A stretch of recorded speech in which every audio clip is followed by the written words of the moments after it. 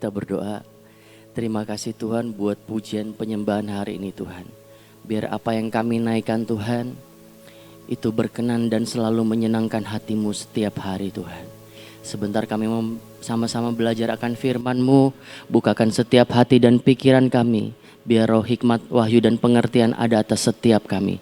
Terima kasih Bapa, di dalam nama Tuhan Yesus Kristus kami sudah berdoa dan mengucap syukur. Haleluya, amin. Shalom Bapak Ibu Saudara. Hari ini saya mau share tentang sesuatu. Ya, saya belum ada judulnya Saudara, tapi mungkin loncat-loncat, tapi saya akan coba menyampaikan apa yang bisa saya sharekan Saudara. Waktu itu Ibu Ina menyampaikan tentang yang namanya on, benar nggak? On. Terus setelah itu ada lagi on position dan sebagainya Saudara. Saudara, yang saya mau share adalah bahwa ternyata hidup kita itu tidak cukup cuman sampai di on position. On position artinya berarti kita siap. On position artinya kita siap untuk melakukan sesuatu, semua sudah dipersiapkan. Contoh Saudara, misalnya ada lampu. Terus ada saklar on. Pada saat onnya dinyalain, kan ada pasti saklar itu pasti ada on dan off, benar nggak Saudara? Kalau di on lampunya nyala nggak Saudara? Belum tentu. Belum tentu nyala Saudara. Kalau kabelnya nggak nyambung nyala nggak? Enggak. Walaupun di on kan terus-terusan tuh nggak bakalan nyala lampunya, yakin lah. Karena kenapa? Kabelnya nggak nyambung.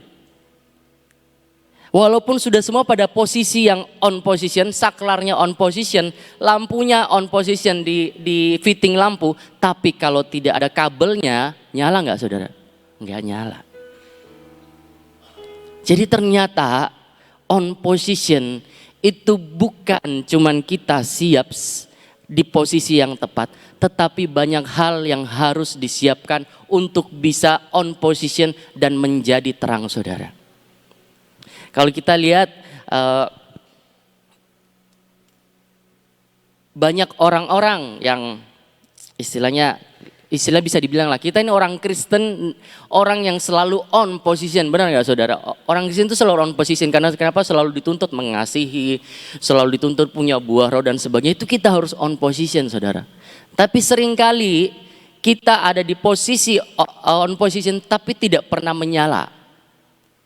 Tidak pernah ada buah, lampu kita tidak pernah nyala. Karena kenapa? Tidak ada aliran listriknya. Seringkali juga kita tidak pada on position, bayangin sudah tidak ada listrik, posisinya tidak on, makin tidak menyala Saudara. Contoh kalau kita mau isi air di dispenser. Kalau kita pencet, gelasnya tidak di lubang, kira-kira airnya masuk gelas nggak? Nggak masuk. Karena kenapa? Tidak on position. Airnya tidak bakalan penuh, akan tumpah karena kenapa? Tidak on position. Kebanyakan juga kita orang Kristen itu tidak on position. Tidak siap buat apa? Buat dialirin listrik. Tidak siap buat digarap sama Tuhan. Seringkali kita ke gereja, benar. Contoh Saudara, saya itu belajar bahwa sebenarnya Tuhan itu mau memberkati kita jauh lebih daripada yang kita pengen buat diberkati Saudara. Tetapi masalahnya apakah kita siap buat diberkati atau tidak? Karena wadah hati kita ini menentukan seberapa kita bisa diberkati Tuhan. Kita contoh orang-orang yang datang ke gereja, kita tahu kan ada financial freedom, pokoknya ada macam-macam lah di tempat ini ataupun di gereja-gereja lain. Yang datang sama, khotbahnya sama, hamba Tuhannya sama, firmannya sama, gedungnya sama, suhu AC-nya sama, layarnya sama, tapi hasilnya pada saat keluar dari gereja beda nggak Saudara? Beda. Karena kenapa? Tidak pernah bisa digarap Tuhan. Contoh lagi, mungkin tapi di sini kebanyakan orang tua, saya nggak tahu orang tua nge-gym nggak ya? Dulu mungkin nge-gym ya. Saudara, kita tahu kalau kita pergi ke tempat nge-gym, goalsnya apa Saudara? Ada yang bilang, oh badan sehat, wah itu mah kamuflase badan sehat, pasti pengen body bagus duluan, benar nggak kalau nge-gym tuh? Bodinya pengen bagus, ya gitulah. Tetapi saya ini juga pernah nge-gym dulu. Jadi kalau kita ke tempat nge-gym, ada orang-orang yang benar nge-gym tuh. Benar-benar dia memanfaatkan waktu sejam 2 jam buat nge-gym. Ada orang yang sampai 3-4 jam di tempat gym, tapi ngapain saudara? Foto-foto, selfie tempat gym, buka-buka Instagram. Jadi sebenarnya mereka ke tempat gym, tapi mereka tidak melakukan apa yang harus dilakukan di tempat itu. Yang paling sering selfie itu biasanya cewek-cewek saudara. Dengan baju yang sudah mahal, udah on fit semuanya, bajunya sudah on position saudara. Pokoknya baju mahal, celana itu kan mahal, celana gym itu mahal kan.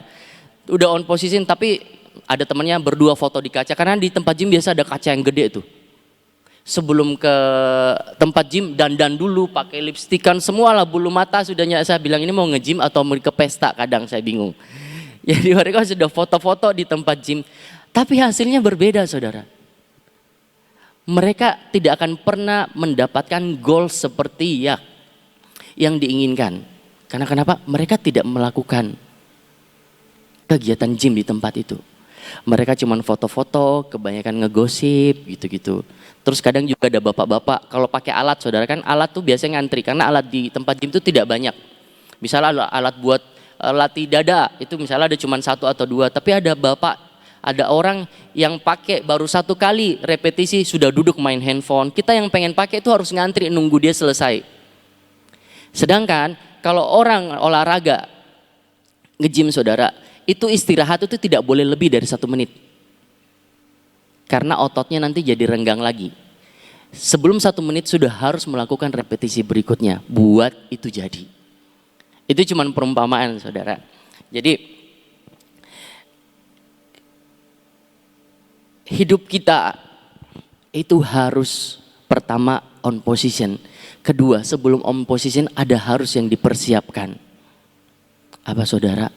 Mempersiapkan tanah hati kita untuk dibentuk dan untuk benih itu bisa bertumbuh dan berbuah. Kita buka dulu ayatnya di perumpamaan tentang penabur di Matius 13.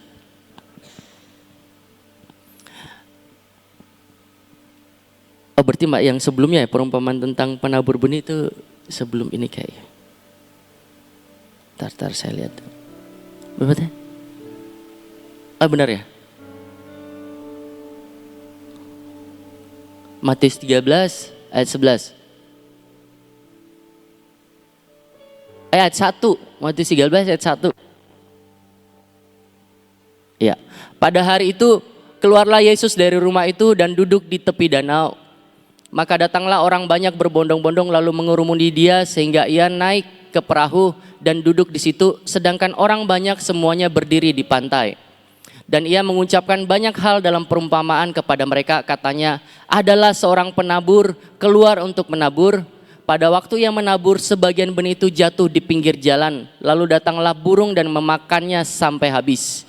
Sebagian jatuh di tanah yang berbatu-batu dan tidak banyak tanahnya, lalu benih itu pun segera tumbuh karena tanahnya tipis. Tetapi sesudah matahari terbit, layulah ia dan menjadi kering karena tidak berakar. Sebagian lagi jatuh di tengah semak duri, lalu makin besarlah semak itu dan menghimpitnya sampai mati. Dan sebagian jatuh di tanah yang baik, lalu berbuah, ada yang 100 kali lipat, ada yang 60 kali lipat, ada yang 30 kali lipat. Sampai situ. Siapa bertelinga hendaklah ia mendengar, kata Tuhan seperti itu. Jadi saudara, perumpamaan tentang tanah ini, itu sebenarnya perumpamaan apa saudara? Dari ketiga jenis tanah yang tidak bisa ditumbuhin firman Tuhan, sebenarnya Tuhan mau berbicara apa? Tanah-tanah itu sebenarnya tidak siap buat ditanamin. Tanah itu belum siap buat ditabur benih. Jadi sebenarnya sebelum benih itu bisa tumbuh, harus tanah itu dipersiapkan terlebih dahulu.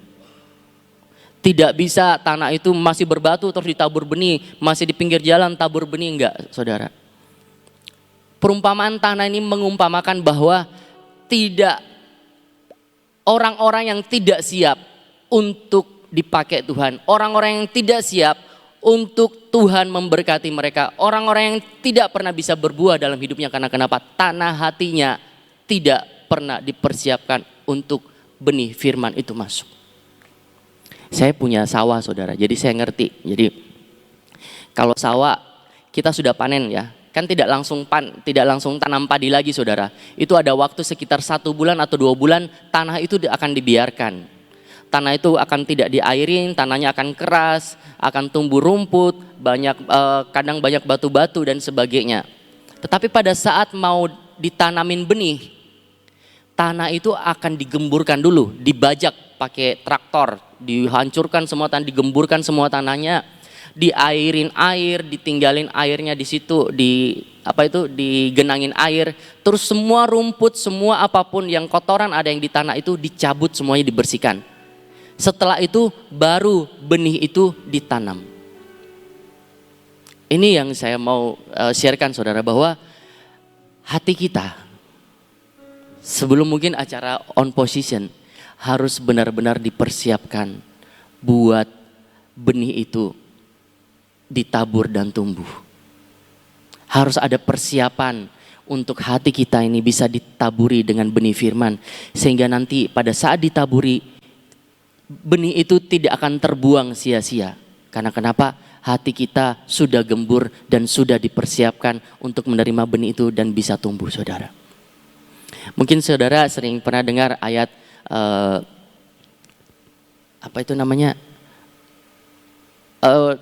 seperti pohon yang ditanam di tepi aliran air yang berbuah pada musimnya. Iya benar? Mazmur 1 ya? Oh, Mazmur 1. Oh itu Mazmur 1 ayat 3. Ia seperti pohon yang ditanam di tepi aliran air yang menghasilkan buahnya pada musimnya dan tidak layu, daunnya apa saja yang diperbuatnya berhasil. Lanjut. Oh iya sampai 3 itu. Kita lihat saudara, pasti ayat paling senang karena kenapa? Apa yang saya perbuat berhasil, berbuah pada musimnya dan sebagainya. Tapi tahukah saudara, sebelum pohon itu tumbuh, pohon itu langsung jadi pohon, jeblak pohon di tengah, atau benih dulu saudara? Benih. Tetapi karena tanahnya ada di tepi aliran air, subur saudara, maka benih itu akan bisa seperti ini. Tetapi kalau hati kita tidak ada di aliran air, hati tanah kita tidak subur, maka tidak akan pernah kita bisa menikmati Mazmur 1 ayat 3. Terus ada proses enggak? Gini, walaupun hati subur nih saudara, tapi tetap ada proses buat benih itu tumbuh dan berbuah. Benar enggak saudara? Benih itu akan jatuh ke tanah. Saudara pernah ke kuburan enggak saudara? Pasti pernah kan? Sepi enggak kuburan saudara? Kira-kira di dalam tanah itu sepi enggak? Sepi. Untuk tanah kita siap, kita harus belajar untuk dipisahkan dari dunia, saudara. Benih ini dipisahkan dari dunia. Karena kenapa? Kalau dia masih nempel-nempel sama yang namanya rumput, nempel sama yang namanya batu-batu, nempel sama yang namanya tanah yang tipis, maka tidak akan pernah bisa tumbuh. Tapi kalau dia tumbuh di tanah yang subur, yang dipisahkan, maka dia akan tumbuh dan berbuah dan akan menikmati Mazmur 1 ayat 3. Seperti sawah yang tadi, kalau tidak pernah dipersiapkan, tanah sawah itu dipetak-petak saudara, dipisahkan dari tanah-tanah yang lain, bukan tanah pinggir jalan, bukan tanah, itu memang khusus dipersiapkan buat benih itu ditanam supaya menghasilkan buah. Karena tanpa kita berbuah saudara, percuma kita on position, tapi kalau tidak ada buah dalam hidup kita, maka sebenarnya tidak ada gunanya on position. Itu seperti tidak ada kabel yang nyambung ke listrik. Kita bilang, saya on position, saya rosah sana, saya on position, saya terima gini-gini, tapi tidak pernah menghasilkan buah. Buat apa saudara? Karena yang Tuhan cari selalu buah.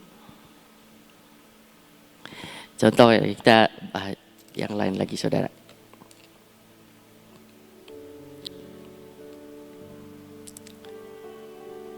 Dicangkokkan, kita itu dicangkokkan sama pohon zaitun sejati, benar enggak?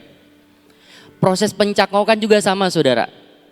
Proses pencangkokan itu kita dipisahkan dan kita dicangkokkan ke pohon yang baru.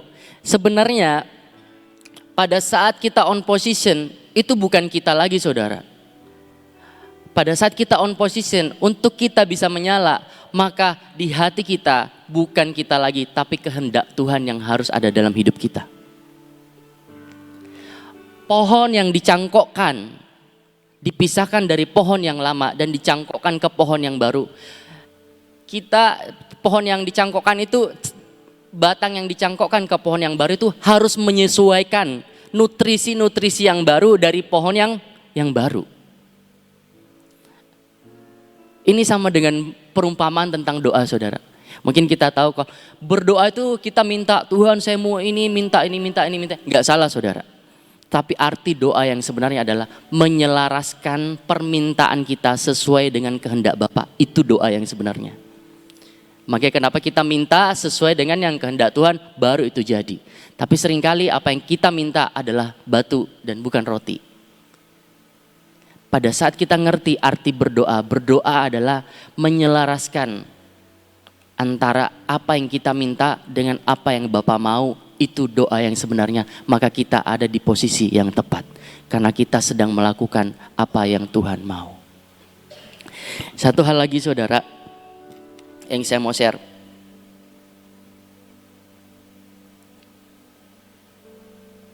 Hidup kita ini seperti bejana yang mau dipakai Tuhan.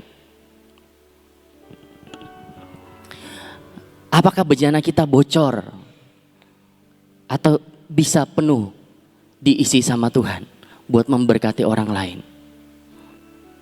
Saya ada satu kesaksian, saudara. Jadi ada seorang di Jakarta, dia salah satu orang terkenal.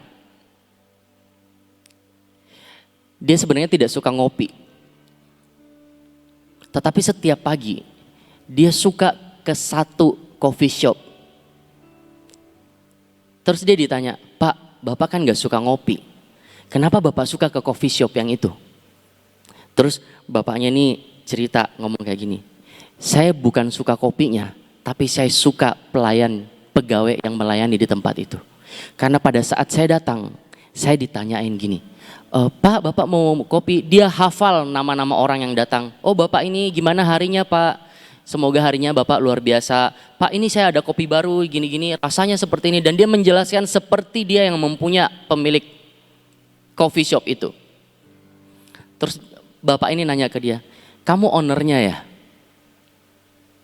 Terus pegawainya ngomongnya, bukan, saya bukan ownernya, Pak. Saya ini cuma pegawai di sini. Tapi kenapa caramu menjelaskan seperti kamu yang punya coffee shop ini? Dibilang awalnya itu karena bos saya itu memperlakukan saya secara manusiawi. Bos saya tidak pernah ngomong ke saya gini, hari ini kopi laku berapa, targetnya berapa. Kalau tidak ini dimarahin dan sebagainya, enggak. Bos saya itu selalu datang, kalau ngomong ke saya itu nanya, keluarga gimana, baik-baik enggak? Hari ini ada masalah enggak di kerjaan? Kalau ada masalah kamu ngomong ya, nanti kita rembukan sama-sama. Orang tua kamu gimana, istri, anak seperti apa hari ini, baik atau enggak? Jadi kasih yang diterima sama dia, itu membuat hidupnya berubah. Cara dia melayani berubah. Cara dia berbicara berubah. Kasihnya ke customer berubah. Dan dia merasa memiliki tempat itu karena kenapa? Bosnya, pimpinannya dia mengasihi dia. Seringkali hidup kita, saudara, tidak pernah mengeluarkan kasih yang Tuhan mau. Orang-orang tidak bisa merasakan kasihnya kita tuh gak bisa. Kenapa Tuhan, saudara, mungkin saudara bilang, wah Tuhan itu maunya orang Farisi itu masuk neraka. Benar gak saudara? Enggak, saudara. Kalau bisa orang Farisi, orang itu semua masuk surga. Kenapa Tuhan sering negur orang Farisi itu? Karena kenapa? Udah paling tidak punya kasih. Sekalipun mereka melakukan semua kegiatan ibadah mereka dengan begitu kuat, begitu kusyuk, tetapi mereka tidak pernah memancarkan kasih. Saya kemarin tuh beberapa hari lalu saya baca Yesaya dan saya tuh sangat-sangat tertegur dan sangat-sangat, aduh Tuhan ampuni saya. Kita baca sama-sama biar di Yesaya 58.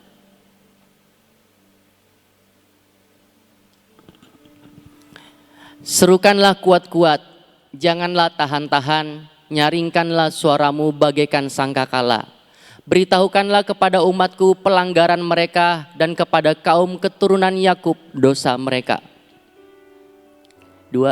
Memang setiap hari mereka mencari aku dan suka untuk mengenal jalanku, seperti bangsa yang melakukan yang benar dan yang tidak meninggalkan hukum Allahnya.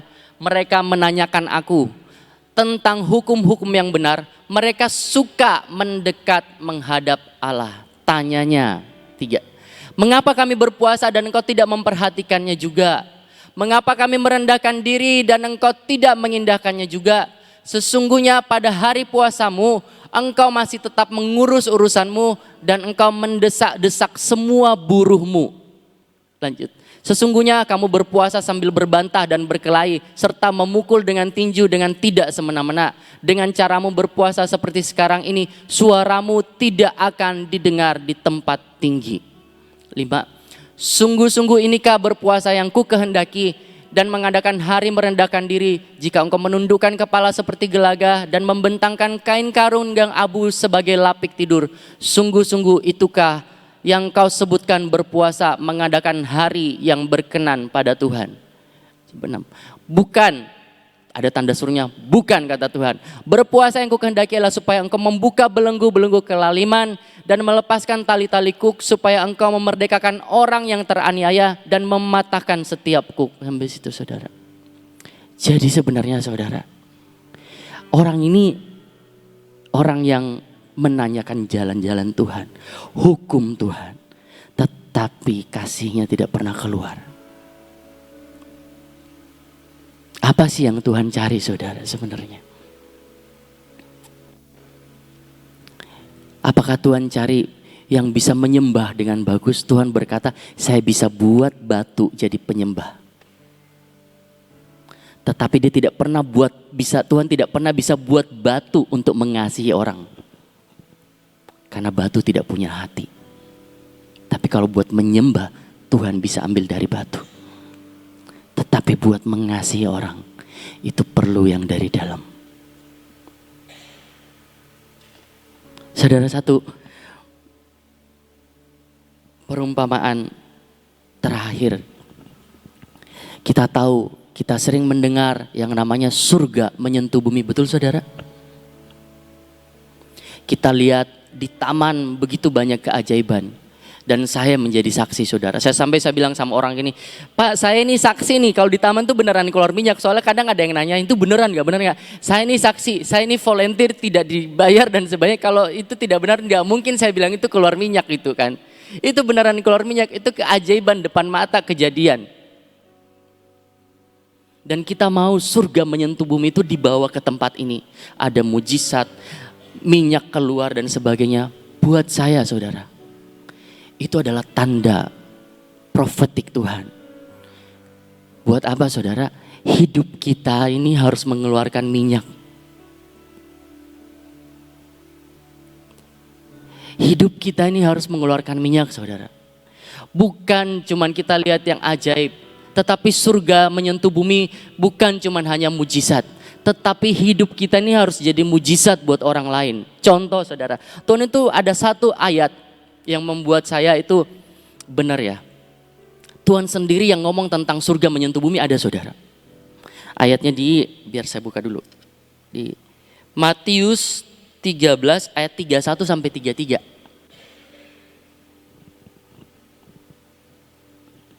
Matius 13 ayat 31 sampai 33. Yesus membentangkan suatu perumpamaan lain lagi kepada mereka, katanya, hal kerajaan sorga itu seumpama biji sesawi yang diambil dan ditaburkan orang di ladangnya.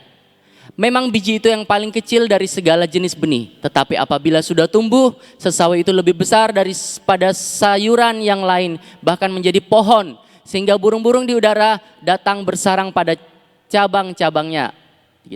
Dan ia menceritakan perumpamaan ini kepada mereka, hal kerajaan sorga itu seumpama ragi yang diambil seorang perempuan dan diadukan ke dalam tepung terigu 3 sukat sampai kamir seluruhnya. Sampai 32, Matius 13, 31 sampai 32. Tuhan berkata seperti ini. Perumpamaan kerajaan sorga itu adalah benih yang diambil, tumbuh, besar, dan burung-burung itu bersarang pada cabang-cabangnya.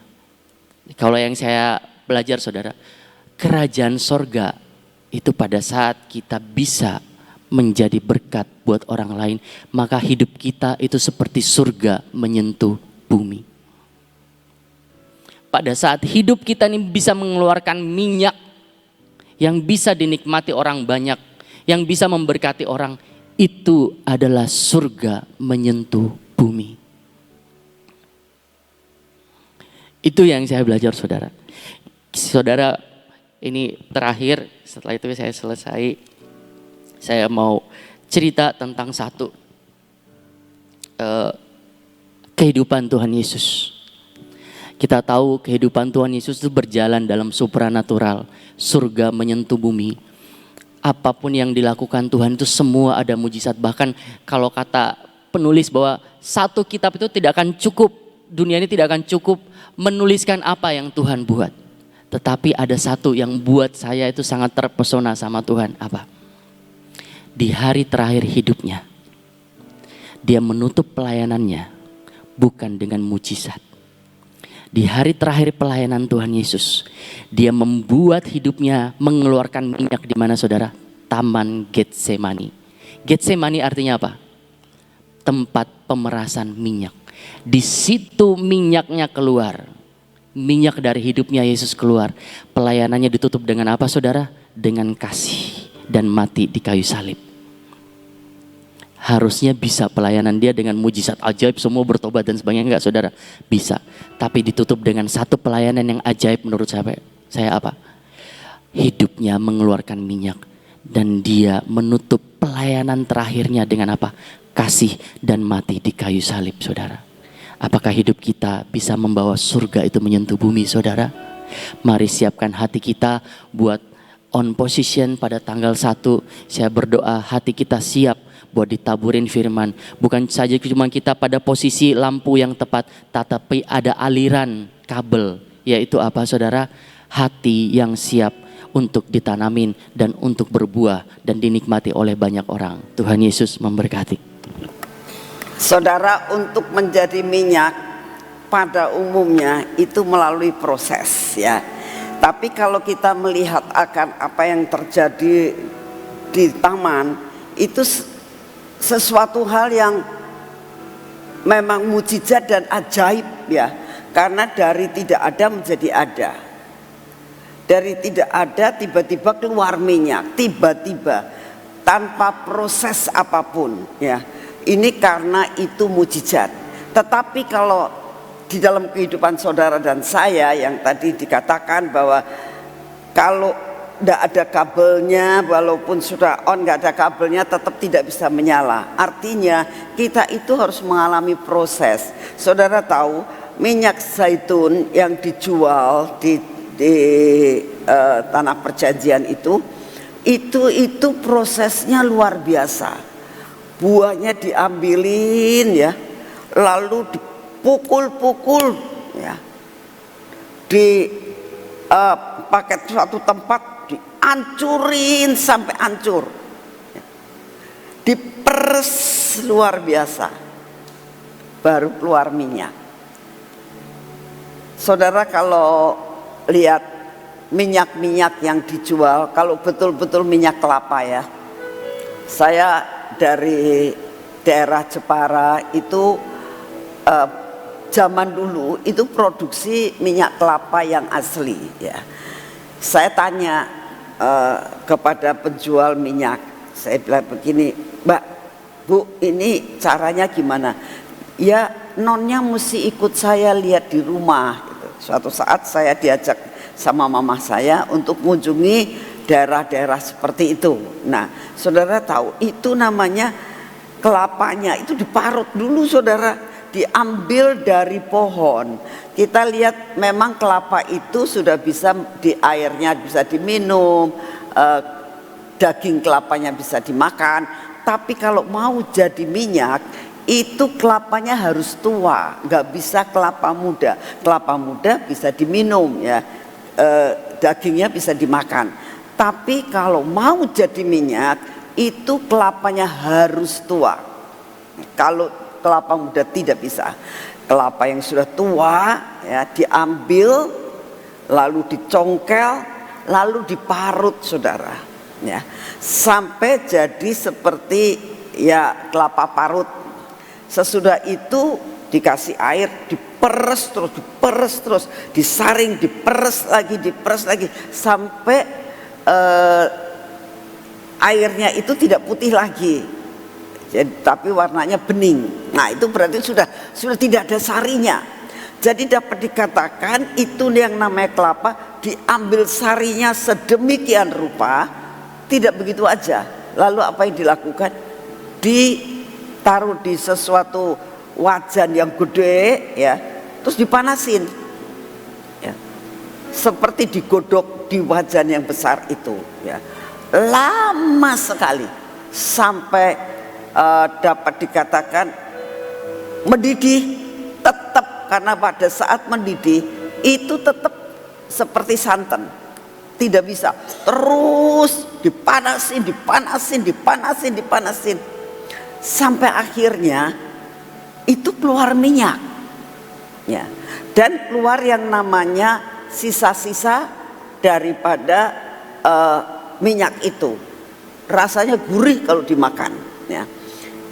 Lalu minyak itu disaring baru dijual, baru bisa dinikmati.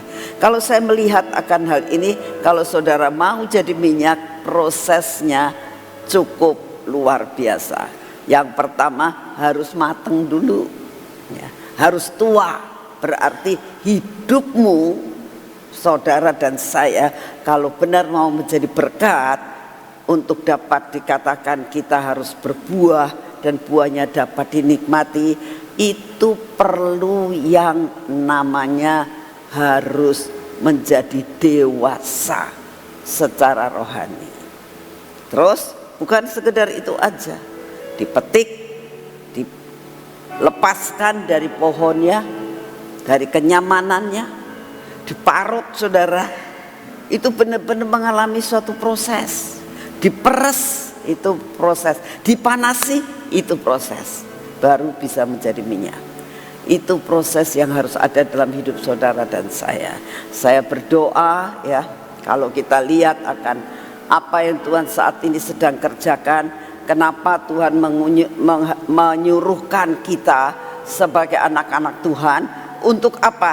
Untuk doa berantai, menutup tembok-tembok yang apa? Yang lubang, yang bocor. Nah ini maksudnya supaya mengeluarkan minyak. Proses supaya tembok kita semua tertutup, penyembahan pujian kita kembali. Jadi kalau menyembah itu benar-benar kita menyembah di dalam roh dan kebenaran, dan pemimpin pujian juga pada saat menyampaikan firman, menyampaikan pujian juga harus siap hatinya, seperti mempersembahkan di hadapan Tuhan, dan benar-benar Tuhan itu menerima akan semua penyembahan dan pujian kita.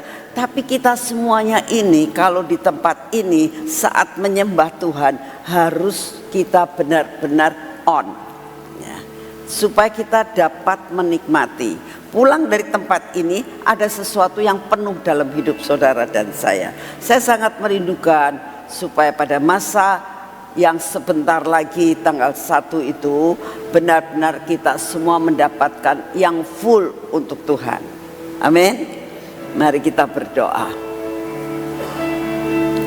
Terima kasih ya Tuhan untuk apa yang Kau berikan kepada kami, untuk pujian dan penyembahan serta firman yang Kau berikan buat kami Tuhan. Terima kasih untuk kasih setiamu. Bapak, saat ini kami tetap mau berdoa Tuhan, menyatukan hati, jiwa dan pikiran kami. Kami tetap mau berdoa untuk tanggal 1 Tuhan. Tidak ada satupun di antara kami maupun yang datang yang tidak menerima berkat.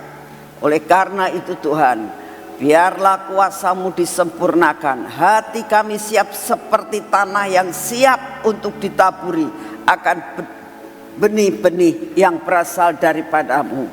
Biarlah tanah hati kami sudah dibajak Tuhan, menjadi tanah hati yang siap untuk menerima setiap benih firman-Mu, supaya kami ada di dalam posisi yang on dan kami boleh melakukan bagian kami, menjadi berkat dan dapat dinikmati oleh orang lain. Terima kasih Bapak, Engkau begitu amat sangat baik atas hidup kami. Terima kasih buat kesempatan yang Kau berikan buat Sion ini Tuhan, untuk mengadakan acara ini. Terima kasih untuk semuanya. Bapak, saat ini juga kami datang di hadapan-Mu ya Tuhan. Kami minta dalam doa-doa yang kami naikkan di hadapan-Mu, doa berantai yang saat ini sedang berlangsung, demikian juga untuk tanggal 28, 29 yang akan datang. Tuhan, siapkan hati kami untuk menutup semua lubang-lubang yang ada dalam hidup kami Tuhan, supaya semua tertutup dan kami tahu ini tempat akan menjadi kota penutup, kota lawatan yang terbesar yang Engkau akan adakan di dalam kota kami ini. Terima kasih Bapak, kami percaya itu doa yang kami naikkan di hadapan-Mu. Biarlah hidup kami Tuhan semua tertutup Tuhan, dan pintu-pintu yang Kau sediakan buat kami, pintu lawatan, pintu berkat, pintu kesehatan, dalam segala bidang Engkau bukakan. Karena apa Tuhan, kami mempunyai wadah yang tidak bocor. Terima kasih untuk kasih setia-Mu. Kami percaya Tuhan, apa yang Kau janjikan akan menjadi kenyataan. Bukan sekedar kami terima, tapi kami akan menikmati akan segala sesuatu yang Kau sediakan buat kami. Terima kasih Bapak, terima kasih Tuhan Yesus, dan terima kasih Tuhan Roh Kudus. Hari ini pun kami mau mengatakan kepadamu, kami tetap mau berdoa buat bangsa dan negara kami. Kami berdoa untuk Bapak Presiden dan Wakil Presiden kami Tuhan. Kami berdoa untuk Bapak Presiden dan Wakil Presiden yang akan datang. Kami minta kesatuan yang daripada-Mu. Ada sesuatu impartasi yang baik Tuhan, antara Bapak pimpinan kami yang baru dan yang lama, supaya benar-benar Tuhan, apa yang sudah dicanangkan, apa yang sudah direncanakan Tuhan, untuk bangsa dan negara ini dapat diteruskan, sehingga semua rencana yang terbaik Tuhan buat bangsa ini terlaksana. Inilah doa yang kami naikkan di hadapan-Mu. Bapak, kami juga berdoa untuk pemilihan daripada wali kota, gubernur di setiap provinsi, 38 provinsi. Kami berdoa saat ini, Engkau yang akan memilihkan pemimpin-pemimpin, wakil-wakil daripada rakyat yang akan memilih pemimpin-pemimpin yang baru ini. Mohon anugerah-Mu, Engkaulah yang akan mengarahkan Tuhan, sehingga mereka memilih yang terbaik, yang daripada-Mu, yang takut akan Engkau, yang cinta akan rakyat Tuhan. Dan kami berdoa supaya mereka ini benar-benar mau melakukan, membangun akan kota, desa, provinsi yang menjadi daerah yang menjadi kekuasaannya. Tolong Tuhan, supaya benar-benar seluruh provinsi di Indonesia ini mengalami pertumbuhan yang luar biasa. Terima kasih untuk kasih setia-Mu. Kami tetap berdoa untuk segala bencana yang akan terjadi, masalah virus yang bakal katanya akan datang. Kami datang di dalam nama-Mu. Mengenai lempengan-lempengan yang ada di bawah bumi, Tuhan, kalau boleh Engkau yang akan mengatur segala sesuatunya, karena langit dan bumi ada di bawah dan menjadi milik-Mu. Sekalipun kami tahu ada dalam kekuasaan kuasa kegelapan, tapi kami tahu semua adalah milik-Mu. Engkau berhak untuk mengambil, Engkau berhak untuk mengatur semuanya. Terima kasih untuk semuanya. Kami juga menyerahkan Tuhan, jikalau segala sesuatu itu harus terjadi, kami minta di dalam nama-Mu, biarlah seminimal mungkin Tuhan hal ini terjadi. Inilah doa kami. Bapa, kami berdoa saat ini juga segala virus-virus yang kami dengar, biarlah Engkau sendiri akan melalukan dari Indonesia. Inilah doa yang kami naikkan di hadapan. Saat ini kami datang di hadapan-Mu, beri daya tahan tubuh buat kami, supaya kami benar-benar kuat dan sehat oleh karena anugerah-Mu. Terima kasih Bapa. Hari ini Tuhan kami minta unity dalam segala bidang. Kami minta Tuhan keunitian, sadarap selangkah untuk mengerti akan apa yang menjadi rencana Tuhan. Persiapan demi persiapan kami lakukan untuk kemuliaan bagi nama-Mu. Terima kasih ya Bapak. Kami mengucap syukur untuk kasih setia-Mu yang tidak pernah berubah. Segala pujian, hormat, syukur kami naikkan di hadapan-Mu, di dalam nama Tuhan Yesus. Mari kita masuk dalam pengurapan.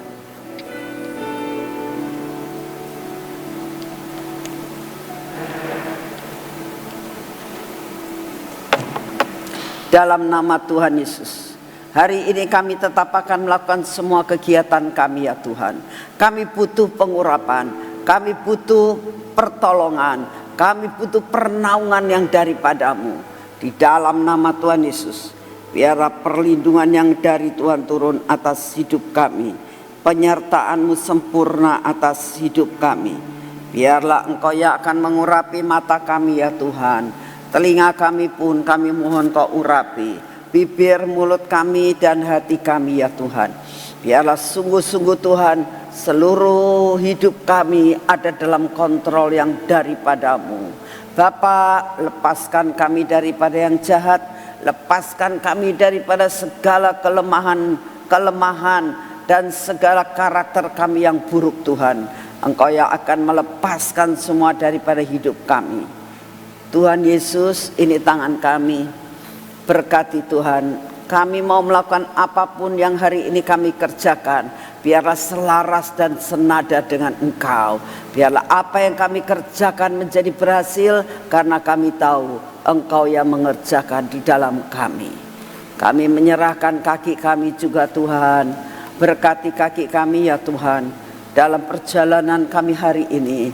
Biarlah apa yang kami kerjakan bersama-Mu kami jalani hari ini, dan apa yang kami jalani ada dalam jalur yang tepat yang daripada-Mu. Terima kasih Bapak untuk pagi hari ini. Segala pujian, hormat, syukur karena Engkau selalu memberikan perkara-perkara yang luar biasa dalam hidup kami. Kami terima berkat-Mu hari ini, kami terima penyertaan-Mu hari ini, dalam nama Tuhan Yesus. Amin. Tuhan memberkati saudara semuanya.